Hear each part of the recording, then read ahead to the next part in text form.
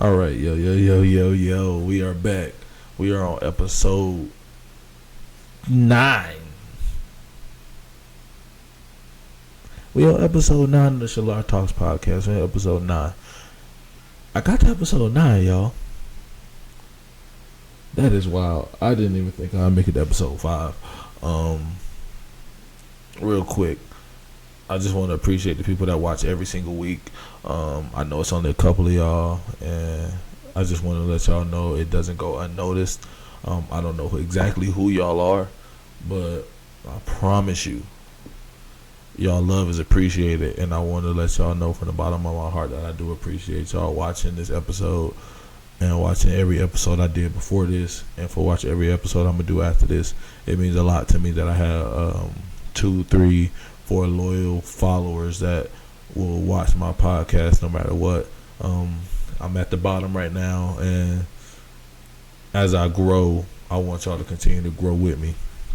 With that being said, I got something that I want to talk about today, and it's a doozy. So I found myself thinking, right?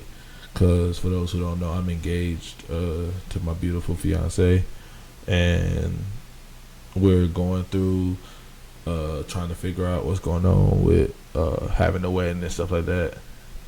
And after that, then we gonna be thinking about kids and stuff like that. And the topic is about growing up, how I grew up, and how I want to raise my own kids. Real quick, we moved, so the setup is different. You can actually see my Funko Pops behind me. They're all WWE. You see my frat paddle, Zeta Tau Psi. You feel me? And then you see the bookcases that I haven't filled up yet, but those are her books. So if you ask me if I read, I do, but I don't. If that makes sense. I read comic books and magazines and stuff like that, but I don't do that. Too much reading. I'm a movie guy, but I plan on getting into reading because I want to get into writing too. But as we we need to get into this topic. So how I was raised was spare the rod, spoil the child tactic, right? And there's nothing wrong with how I was raised. I just wanted to throw that out there real quick. It was just a different way of teaching. But as I grew older, I realized that there were some places where it could have been better, but I had a great childhood. You know what I mean? I had a great childhood. So I turned out amazing. You know, my mom did everything she could to make sure that I succeeded in life, which I am. But let's talk about how things happen, right? So I used to do some things that I wasn't supposed to do. As a 5-year-old, 6-year-old, 7-year-old, 8-year-old, 9-year-old, 10-year-old, don't matter. I did some things that I wasn't supposed to do. Typical kid stuff like stealing from convenience stores, candy, some little shit like that, or like ding dong ditching, you know, antagonizing people. You know, me and my brother did some things. You know, it was just one of those things where we were kids, but sometimes we took things too far, and we would get punished for it. But we would get what some of y'all call spankings, some of y'all call whoopings, some of y'all call getting your ass whooped. You know, it's all of that. We got all of that, and I feel like it wasn't needed. Now let me tell you why. So a conversation I had, I told my mom, like, my fiance doesn't want to beat our kids, right? And the way I was raised, I was like, giving the kids a whooping or a spanking teaches them like to not do it again, but it don't. Like, I had to think more about how I was thinking at that young age, and how getting whoopings affected me at that young age. And as a kid, you know, it's funny now looking back at it, how you'll get that whooping and you'll go in your room, you slam the door, I can't stand this house. You know what I mean? I think you hitting me. Or, well, I got a whooping because I did this. Knowing you was wrong. But the whooping only made you know to not get caught again. And it also built some type of animosity toward the person who gave you the whooping. Like, it was points where I got whoopings and I would be like, oh, I want to run away. Or, oh, I don't want to be here no more. Or, oh, I want to leave forever. I want to go. And as a kid, I meant that. You know what I mean? At that moment, I meant it. And what would have happened if I actually did it? You know what I mean? Like, it was one of those situations where it's like, all right, boom, I did this. I acted up in school. I got suspended from school. I did this when I wasn't supposed to do it. I was fighting for no reason. I was picking on people. I was doing this. I was doing that.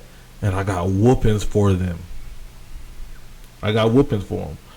And now all I know is if I do this again, I'm going to get a whooping. Half the time when I figured out, like, when I would do something, I wouldn't talk myself out of it because I know it's wrong. I talk myself out of it because I know if I do this, I'm going to get a whooping. Or I'm going to get my ass whooped. Or my mom will kick my ass. Or, you feel me? And I didn't do it out of fear. Like, out of fear. And, you know, one of those things was, yes, it taught me it was wrong, but I never really learned the lesson. It wasn't until I got older and in 6th grade where I was on the verge of getting almost expelled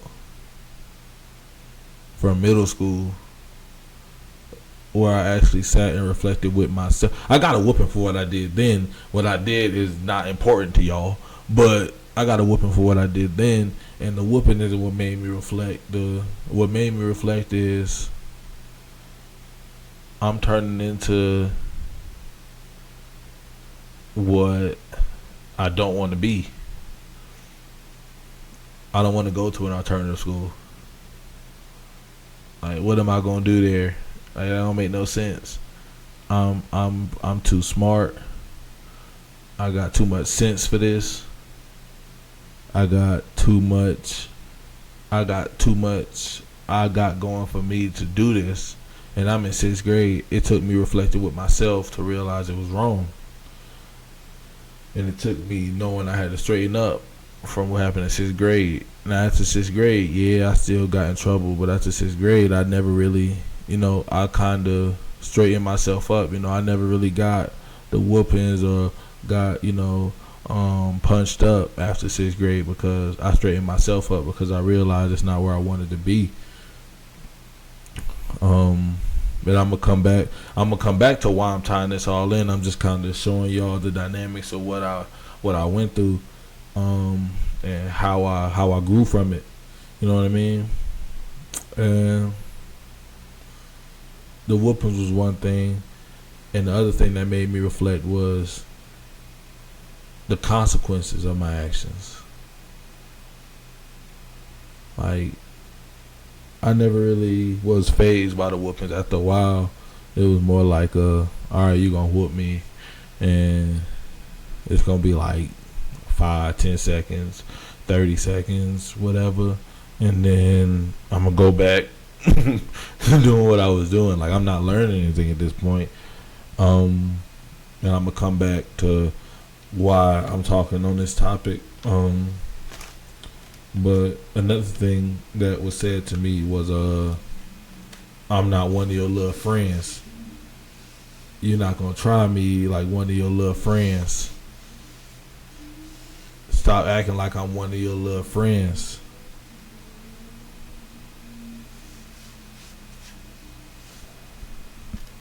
And as a kid, you like, oh, okay, you an authority figure. I get it. You know what I mean? I'm gonna treat you as such. You know what I mean? I can come to you about anything, but I can't come to you about the things I think I'm gonna get in trouble about because you're not one of my little friends. You know what I mean? I can't open up to you how I would love to open up to you because you're not one of my little friends. Right? So I'm gonna come back to why I'm saying that too. And then it was another thing where I felt like for a long time, like as a kid, I felt like I didn't want to be in some of the situations I was in. I felt this is before I understood the total aspect of mental health. At some point in elementary school, I was just like, I don't feel happy. Like I know I gotta put on this persona, but I don't feel happy. And a part of me was like, a part of me growing up was I gotta be tough. I grew up around older boy cousins. I had a couple girl cousins, but the whole thing for me that I was taught was to be tough. You know, be strong. You know, don't be weak. You know what I mean? And all I knew was a weakness was crying, or a weakness was showing vulnerability, or a weakness was doing everything outward, not keeping your emotions in, bringing them out, being emotional and things like that. And as I grew up, you know, I kept that's something that I kept with me. Like I'm still trying to break out of that stop being so strong, it's okay to be weak, because of how that is, you know what I mean? Like I took that with me through high school, and that affected some relationships because I felt like, you know, in high school some of these girls were more like a for here and now type thing, and I can tell them what they want to hear and they'll fall for it. And then when I don't want to be with them no more, it'd be easy to just leave them alone because I don't have feelings attached, because I never really, you know, had those feelings before. Like it's just one of those situations where it's like, I mean, I didn't know the true definition of what love was. I didn't know what the true definition of basically like sharing feelings or the emotional aspect you had to bring into a relationship, because, you know, the people I grew up around was telling me like, don't be weak, and I thought that was a form of weakness. Like I grew up around men, but the men I grew up around didn't really show that type of, you know what I mean? They didn't show that type of love that is needed in a relationship. One of those things, like I want to say I basically grew up with a single mother, and then she always told me like, I can't teach you how to be a man because I'm not a man myself, but what I can do is teach you how to treat a woman. But I wasn't hearing that. Like, you know, okay, I'm hearing that from you, but I'm not a woman, so I can't reflect that. And going through it, it's one of those things where it's like it affected a lot of my relationships because I wasn't going in looking for a lifetime partner. I was going in looking for, you know, a quick girlfriend to say I had one, or I can say, oh, I was with her. Oh, I was with her. Oh, she liked me. Oh, I'm talking to her. Oh, that brought me a sense of pride because I didn't understand the emotions that was going into what was going on, and I never had those emotions, and I really didn't figure that out until college, where I was like just trying to do the same thing I was doing in high school. And when I was a freshman, this one girl told me, look, I have feelings. Like, I don't know what you've been doing, but I have feelings, and my feelings are important to me. And if you can't respect those feelings, then we shouldn't do what we doing. And in my head, I'm like, what you mean? Like, I don't have the same things tied up in it, so why can't it? And for me, yes, I know that they're human, but a part of me was like, it's about what I want, because my emotions ain't on the table. So why do you keep trying to put yours on the table? But when she told me that, I understood, like, she got feelings too. And then I started looking at things a different way. I started analyzing like the relationship that I saw my mom in, and I started to like analyze relationships that I saw some of my friends in. I started analyzing relationships that I saw my friends' parents in. I started analyzing different situations, and I was like, oh, there's this over here, what y'all call the fuck boy method, and all this over here. And I was over here. I was trying to be over here. And then there's this over here where you love and cherish your woman. And I was over here like, I want to be over there. But then it came down to finding that right one, and I found mine. And it was one of those things where it was like, I don't know if y'all heard of Love at First Sight, but this was real, man. I seen her and I was like, yeah, that's the one. And that was 5 years ago. And we still here, you know what I mean? We still going strong. But I say all that to say how I'm gonna do it different, right? I know y'all heard me say, one, I grew up with a single mother. That's partially true. It's true, but it's not true. Like, I had a man in my life who was a father to me, and he was there. And then my dad was around, but he wasn't around, but he was around. It's one of those situations where I don't blame him for nothing anymore.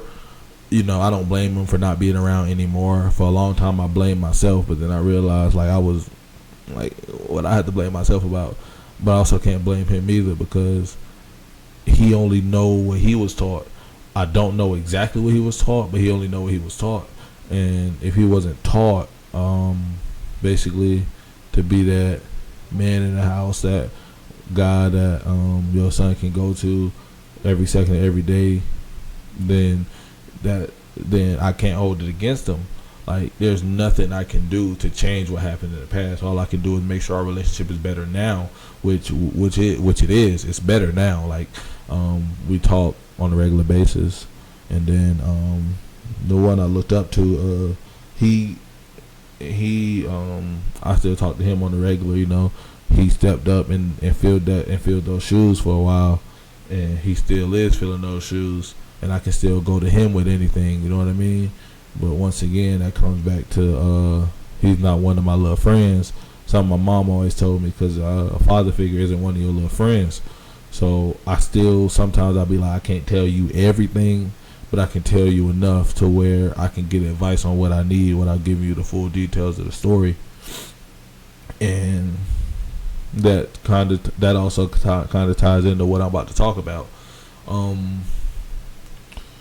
But I say that to say, for me, when I do take that step, it's going to be some things that I change and some things that I do that break this generational curse. because for a long time, people, especially my race of people, felt like the best way for a kid to listen is I don't know what the correct term is, but I call it aggressive parenting, right? Like if your kid jumping on the couch, you can sit your ass down. You know what I mean? Or you give them that look that say, I'm a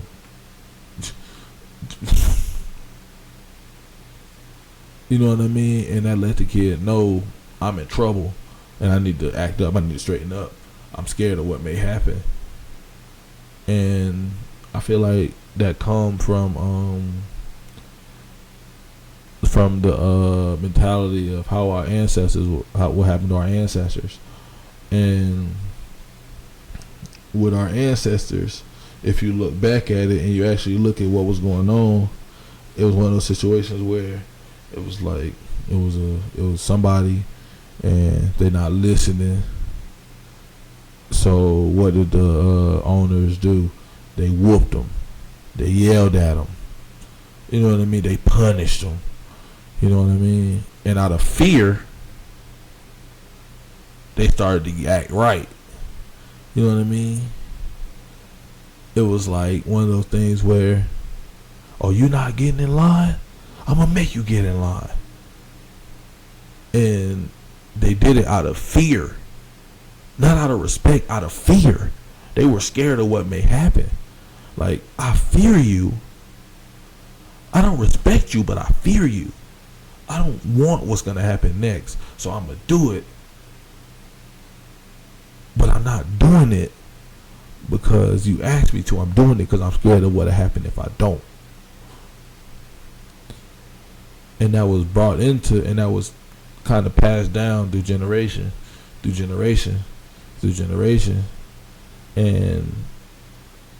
it's what I call a generational curse. Like that aggressive parenting has plagued our community for too long.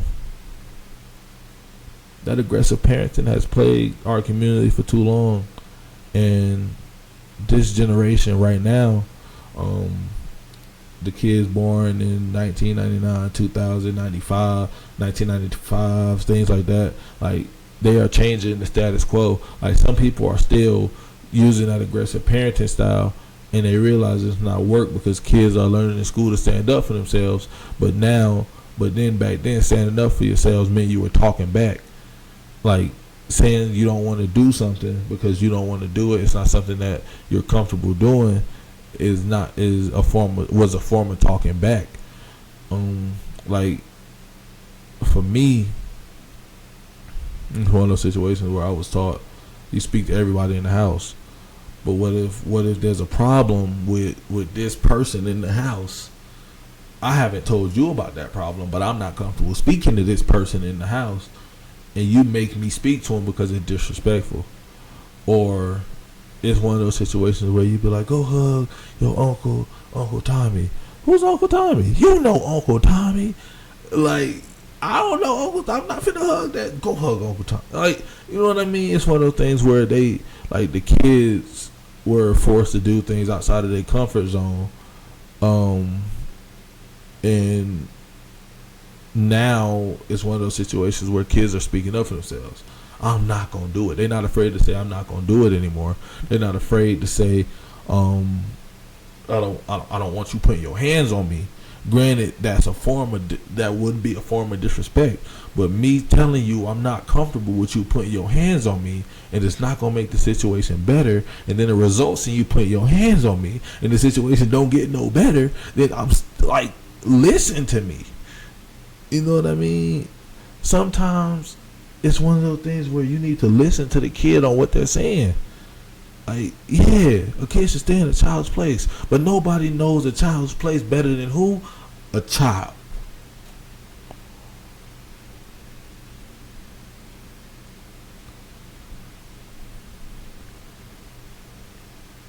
So breaking that aggressive parenting style, stop whooping y'all kids, man, because honestly, all it took was for me to reflect on myself and the consequences that the world gave me.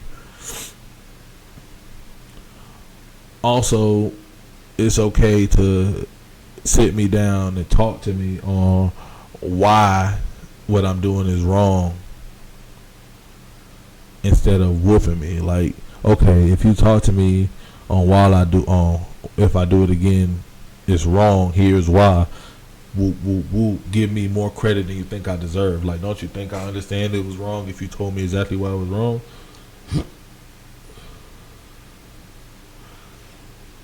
Like, sometimes a lesson can be taught by just teaching. Just tell me why it's wrong. Tell me why what I did is wrong. Let me reflect on what I did and make a better decision for myself next time. Because whooping me isn't going to do anything but make me try and do it smarter and try and get away with it better.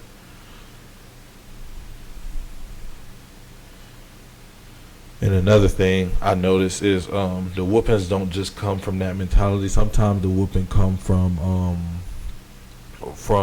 aggravation. Like, I told you to stop doing it once. I told you to stop doing it twice. Now I'm gonna beat your ass, so you understand that I'm serious when I tell you not to do it. But you're not beating me to teach me a lesson. You beating me because I'm not listening to you and it's aggravating you.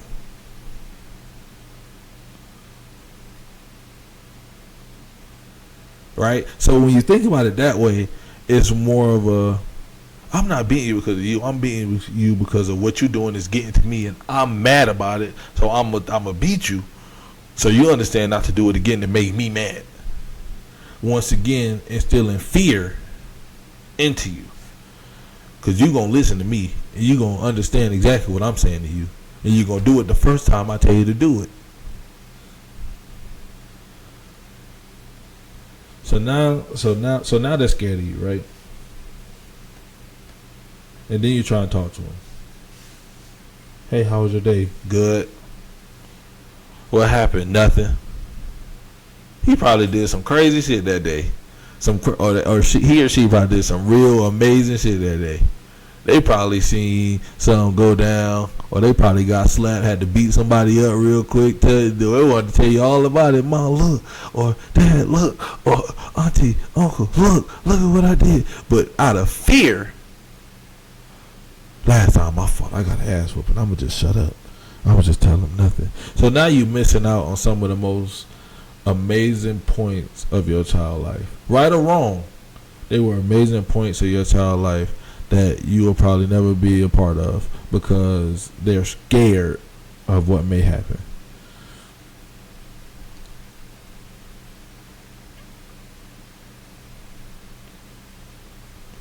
They're scared they may get a whooping. Pranking is wrong. Pranking was wrong, but it was fun though. But I can't say nothing because they ain't gonna find it funny, and I'm gonna get in trouble, and I'm gonna get a whooping for it. So I'm gonna just shut up. I'm gonna just tell them nothing happened. I'm gonna just tell them nothing happened today, so I don't get in trouble.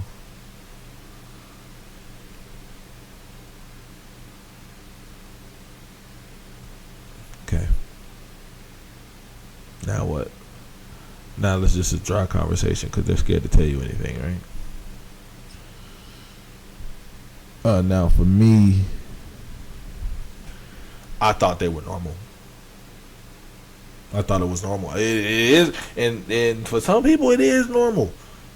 I can't tell you what you do with your kids. I can't tell you what to do with your kids, right? I can't tell you what to do with your kids. But I know what I'm gonna do with mine. I know ain't nobody gonna put their hands on my kid. I know my kid ain't gonna get no whoopings. I know I'm gonna be one of my kid's little friends. And let me tell you why. From a young age, I gotta let my kids know, hey, you can come to me for anything, right? You're not gonna get in trouble, just come to me for anything, right? Because a parent should be a guide more than anything. Right? After 18 years, your job is done. Your job is done. You are You are their Mr. Miyagi. You're supposed to teach them everything you know, and the things you don't know, you get the knowledge from somewhere so that they can teach them. You make sure your kid has all the knowledge in the world to do what they need to do to be successful in life when they get out of your house. Let me say that again. Your job as a parent is to teach the kid up until the age of 18 when they can get out of your house and teach them how to be a citizen in the world. That's your job. Your job is to teach them discipline. Your job is to teach them manners. Your job is to teach them what respect means.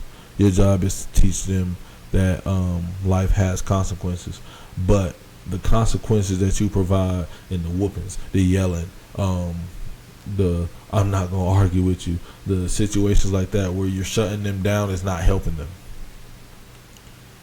You help them by understanding where they're coming from. Also, everything should be a conversation with your kid. It should never be this isn't open for discussion. Everything needs to be open for discussion, because if it's not open for discussion, how will they learn anything? If they only learn your point of view, how will they learn anything about this world? And yes, right now I'm speaking to parents, right?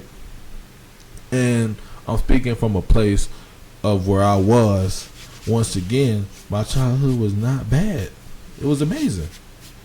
My childhood was not bad. It was amazing. I had an amazing childhood. But there was some things that I didn't agree with. There were some things I didn't agree with, and I couldn't voice them because it was a form of talking back. And it was. It was. From their point of view. But the world is changing, man. It's time for you to start listening to what's going on. I'm going to let my kid know everything's on the table for discussion. Everything's on the table. Hey, how was school? It was good, you know. I learned some things. What'd you learn in algebra? Oh, I learned this and that. I learned 2 + 2 = 5. Huh. Well, I learned 2 + 2 = 4. But come sit down and let me tell you why. Let me understand why you believe it's 5. I'm gonna tell you why I believe it's 4, and we can talk about it. You see how something so simple can be a discussion. You can still be right, but you listen to why they believe they right. You're giving them a chance to talk to you. You're giving them a platform to speak.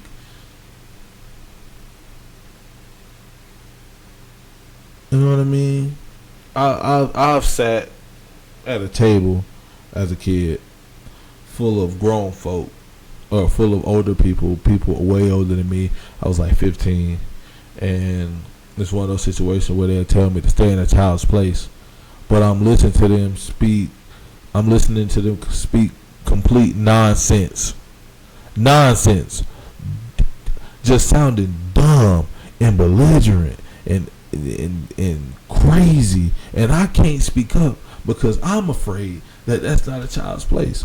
But I know it's wrong, and I want to discuss to them. I want to see why they thinking the way they think. I was the why kid. I want to understand what's going on.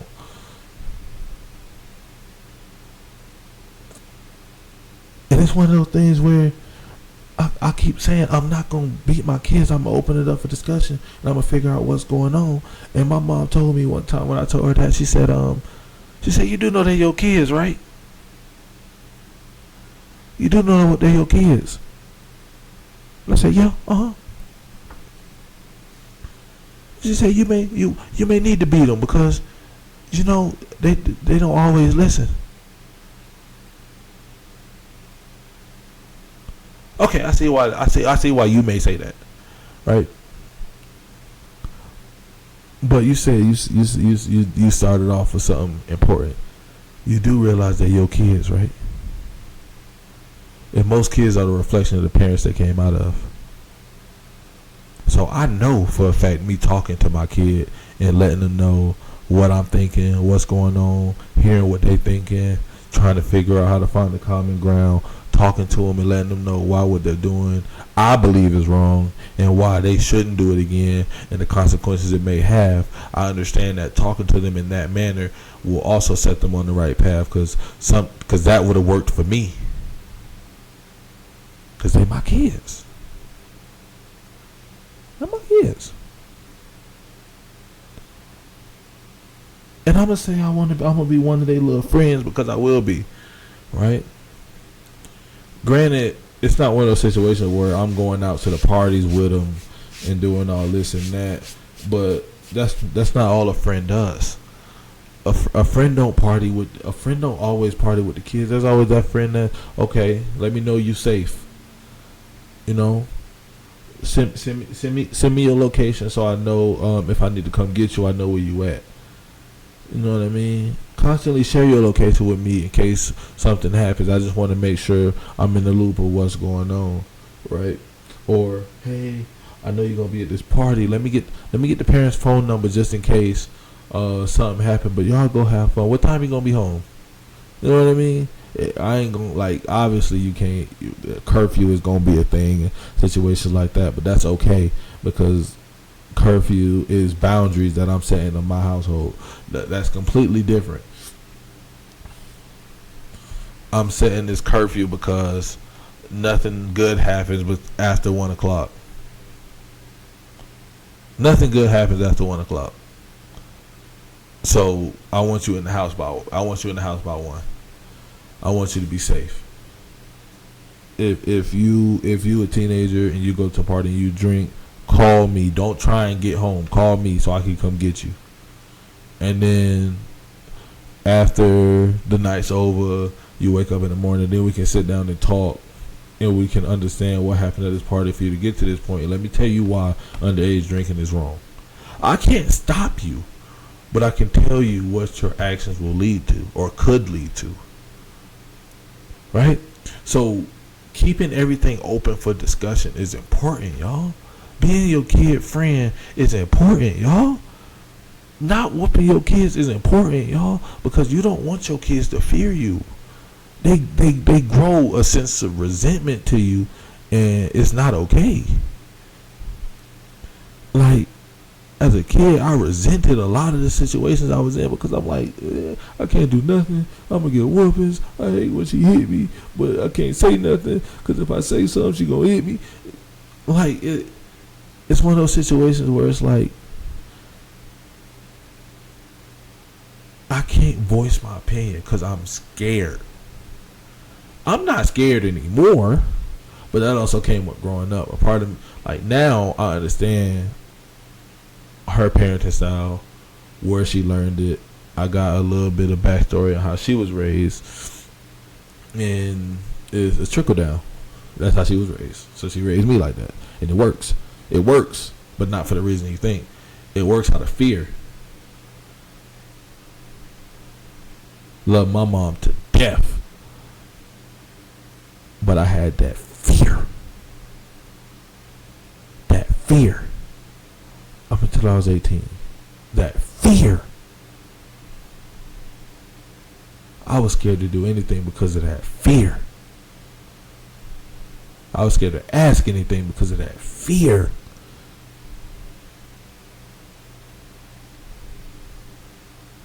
I was scared to say I was depressed in high school because of that fear.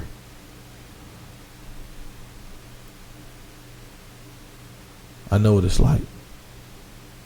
I know what it's like. Once again, I did not have a bad childhood. My childhood was amazing. I loved every second of my childhood, except for the whoopings. I loved every second of it. And if I could do it again, I would. If I could do it all over again, I would. But to this new generation, and to the older generation, if you're listening, you know, I understand.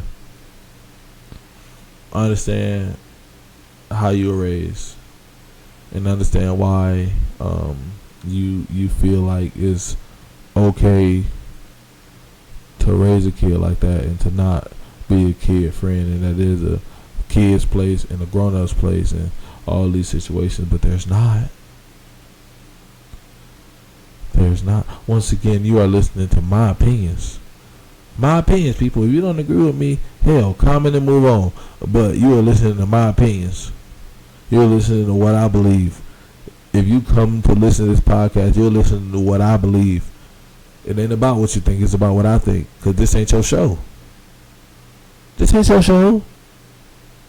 So I'm going to say it again. And again. Don't beat your kids. Talk to them. Be their little friend. Have fun with them. Be their little friend. You know how hard it is for you to tell a kid you're not one of their little friends and take them to Chuck E. Cheese? They're not going to ask you to get the Paul kid because you're not one of their little friends. Don't come in the slide with me. You're not one of my little. Don't play this game with me. You're not one of my little friends. I want one of my little friends to play this game with me. You're not one of my little friends. Don't hop in this go-kart with me. You're not one of my. I'm going to drive by myself. Because I love me. I'm going to be one of my little friends.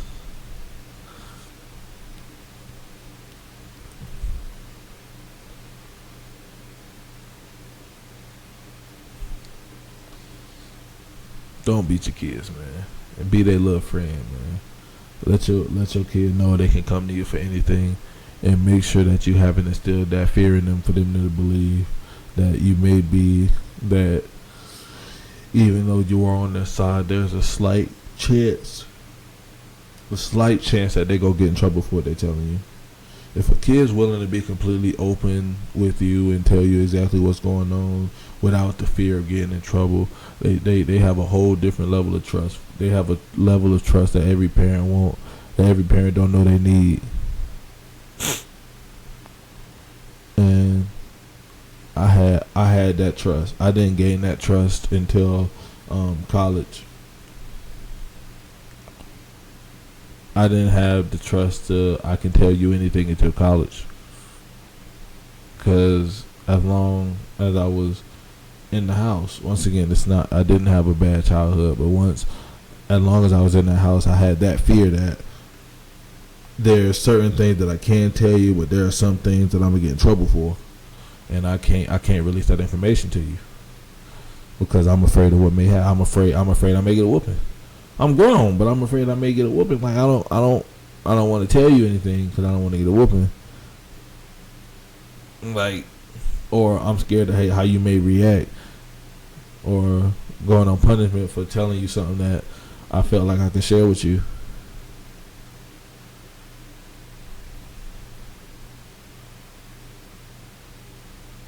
Once again, I had the best mom in the world, and I wouldn't trade her for anything. But there are some things that could have been different. Something that could have been different, you know. And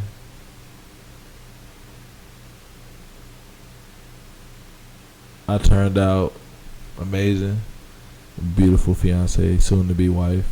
Shout out to my baby. Beautiful dog. You know, nice apartment, you know, new room, new setup, you know,